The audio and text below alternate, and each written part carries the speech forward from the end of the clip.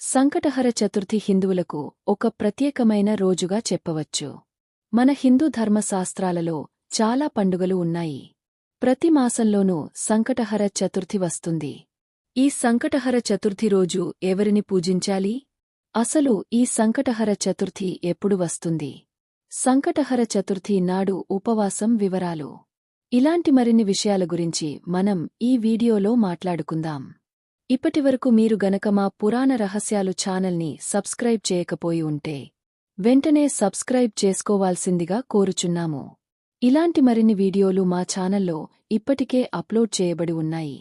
మీకు సమయం కుదిరితే మా వీడియోస్ని చూడవలసిందిగా కోరుచున్నాము. ఇప్పుడు మనం ఆలస్యం చేయకుండా వీడియోలోకి వెళ్ళిపోదాం. సంకటహర చతుర్థి ఎప్పుడు వస్తుంది? సంకటహర చతుర్థి ప్రతి మాసంలోనూ అంటే ప్రతి నెలలోనూ వస్తుంది. పౌర్ణమి అయిపోయిన రోజు నుండి 4వ రోజున సంకటహర చతుర్థి వస్తుంది. ఈ సంకటహర చతుర్థి చాలా విశేషమైనది. అందులోనూ ఈ మాసంలో వచ్చే సంకటహర చతుర్థి చాలా విశేషమైనది. ఆషాఢమాసంలో వచ్చే సంకటహర చతుర్థి వలన చాలా ప్రయోజనాలు ఉన్నాయి. ఈ నెల అనగా జూలై 14న సంకటహర చతుర్థి రానున్నది. సంకటహర చతుర్థి రోజు ఎవరిని పూజించాలి? సంకటహర చతుర్థి రోజు వినాయకుడికి చాలా ప్రత్యేకమైనది. ఏదైనా పని ప్రారంభించే ముందు విఘ్నేశ్వరుడికి పూజ చేయడం మన హిందువుల సంప్రదాయం.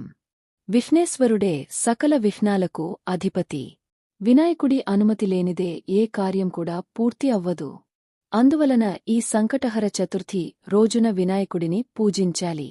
సంకటహర చతుర్థి నాడు వినాయకుడికి విష్ణు పీఠంపైన వినాయక చిత్రపటాన్ని ఉంచి వినాయకుడిని పూజ చేయడం వలన మంచి ఫలితాలు వస్తాయి.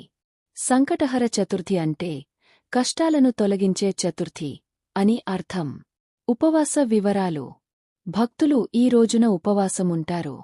ఇది పూర్తిగా ఉపవాసం లేదా పాక్షిక ఉపవాసం కావచ్చు. ఉపవాసం అంటే పూర్తిగా ఆహారాన్ని మానేయడం కూడా కాదు. మితముగా తిని పూర్తి కాన్సంట్రేషన్ అంతా దేవుడి పైన పెట్టి దేవుని ఆరాధించాలి. ఉపవాసం గణేశుడిని సంతోషపెడుతుందని మరియు భక్తుల కోరికలను నెరవేరుస్తుందని నమ్ముతారు. ఇలాంటి మరిన్ని వీడియోస్తో మరలా కలుసుకుందాం. అప్పటివరకు ఓం నమఃశివాయ.